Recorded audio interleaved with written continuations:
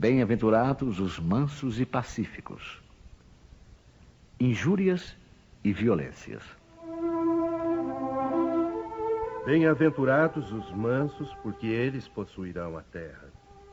Bem-aventurados os pacíficos, porque serão chamados filhos de Deus. Ouvistes o que foi dito aos antigos: não matarás, e quem matar será réu no juízo. Pois eu vos digo que todo o que se ira contra o seu irmão será réu no juízo. E o que disser a seu irmão, raca, será réu no conselho.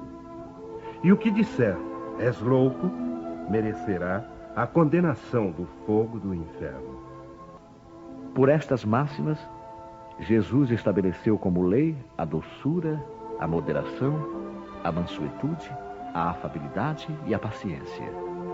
E, por consequência, condenou a violência, a cólera e até mesmo toda a expressão descortês para com os semelhantes.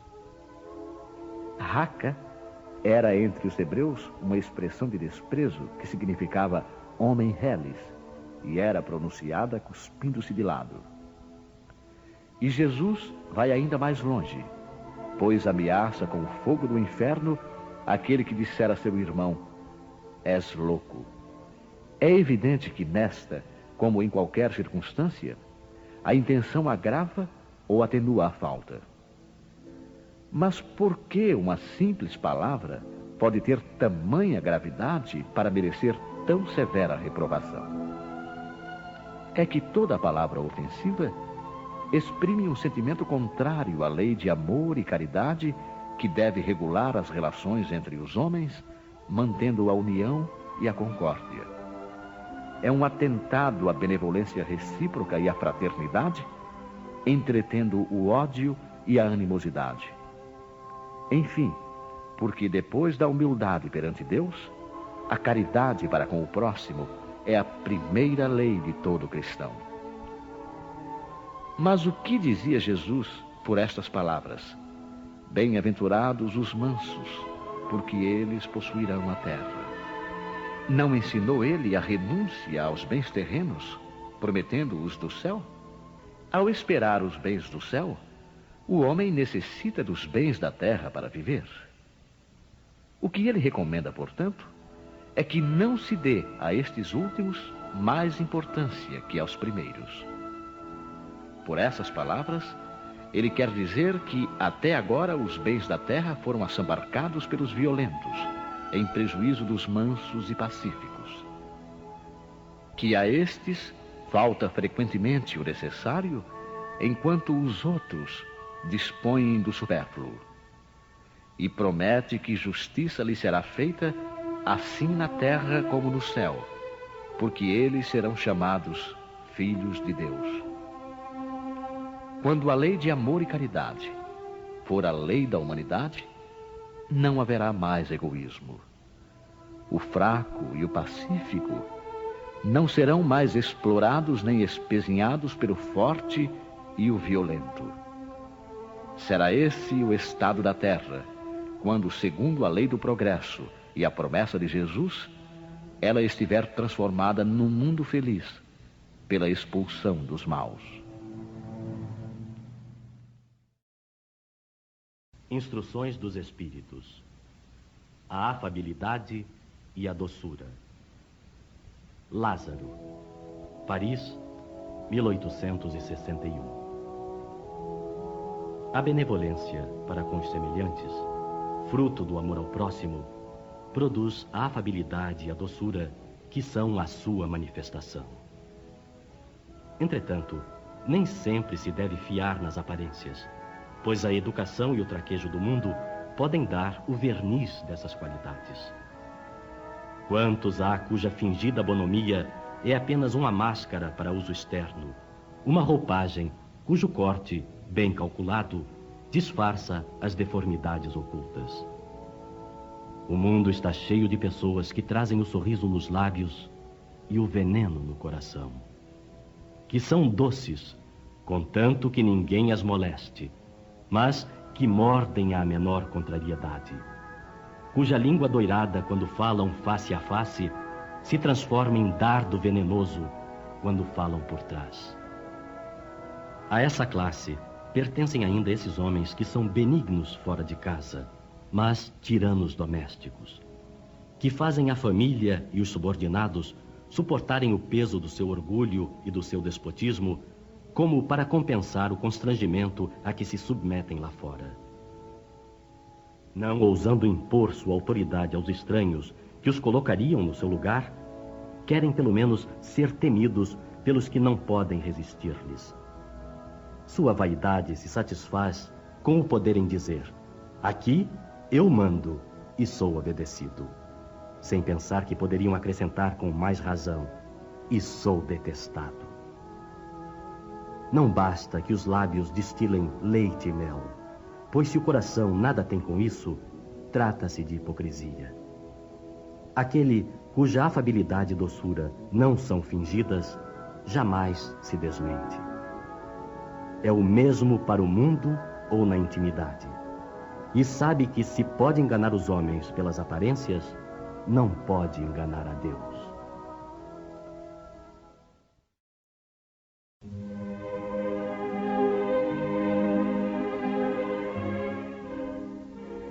A dor é uma bênção que Deus envia aos seus eleitos. Não vos aflijais, portanto, quando sofrerdes, mas pelo contrário, bendizei a Deus Todo-Poderoso que vos marcou com a dor neste mundo para a glória no céu. Sede pacientes, pois a paciência é também caridade, e deveis praticar a lei de caridade ensinada pelo Cristo, enviado de Deus. A caridade que consiste em dar esmolas aos pobres é a mais fácil de todas. Mas há uma bem mais penosa e, consequentemente, bem mais meritória, que é a de perdoar os que Deus colocou em nosso caminho para serem os instrumentos de nossos sofrimentos e submeterem à prova a nossa paciência. A vida é difícil, bem sei, constituindo-se de 1000 bagatelas que são como alfinetadas e acabam por nos ferir. Mas é necessário olhar para os deveres que nos são impostos e para as consolações e compensações que obtemos, pois então veremos que as bênçãos são mais numerosas que as dores. O fardo parece mais leve quando olhamos para o alto do que quando curvamos a fronte para a terra. Coragem, amigos. O Cristo é o vosso modelo. Sofreu mais que qualquer um de vós, e nada tinha de que se acusar, enquanto tendes a espiar o vosso passado e de fortalecer-vos para o futuro. Sede, pois, pacientes, sede cristãos. Esta palavra resume tudo.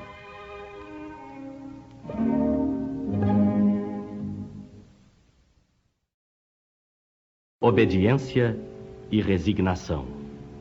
Lázaro, Paris, 1863. A doutrina de Jesus ensina sempre a obediência e a resignação.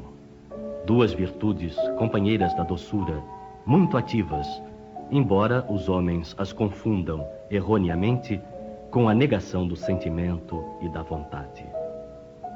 A obediência é o consentimento da razão. A resignação é o consentimento do coração. Ambas são forças ativas, porque levam o fardo das provas que a revolta insensata deixa cair.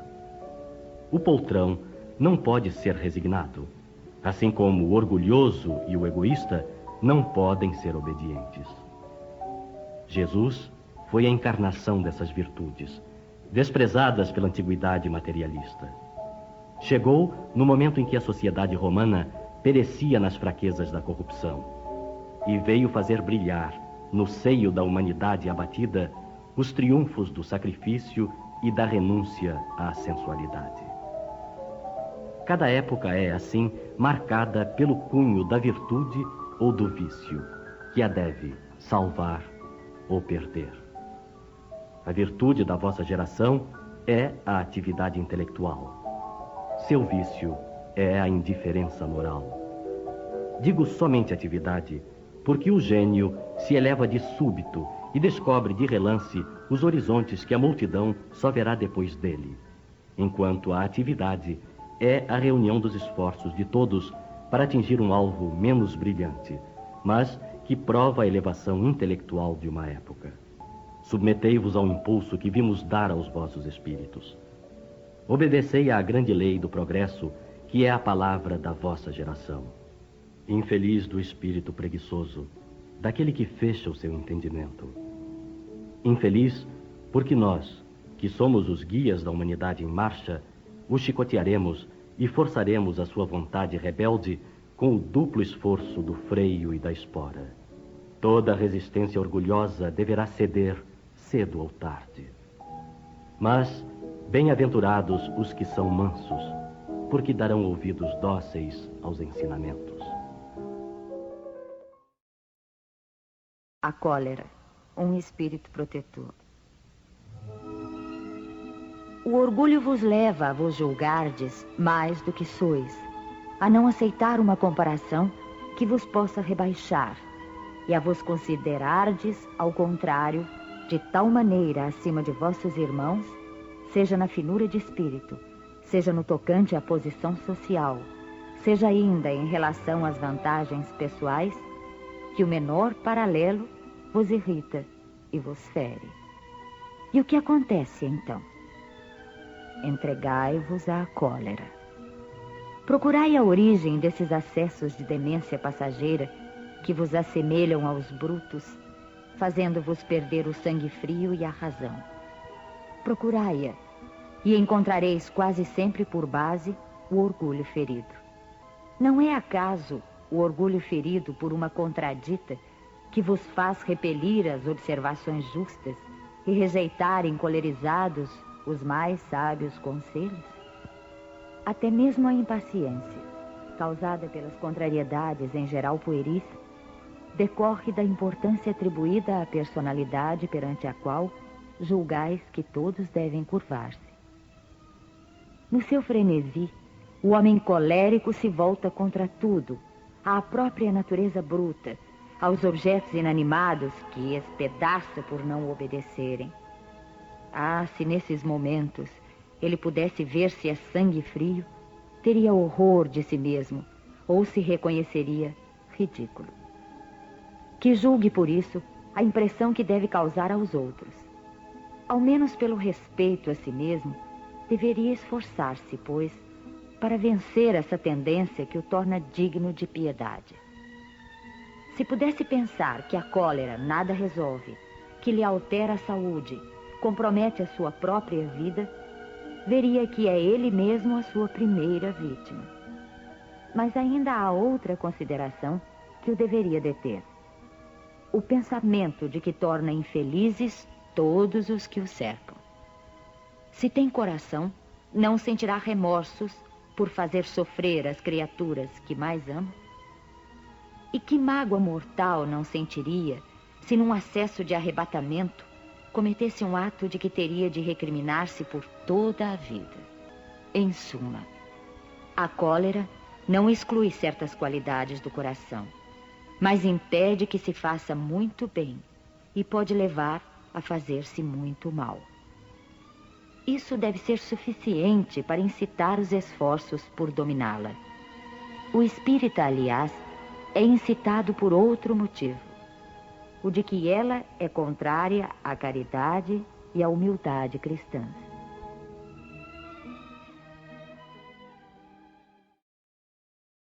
Hahnemann, Paris, 1863.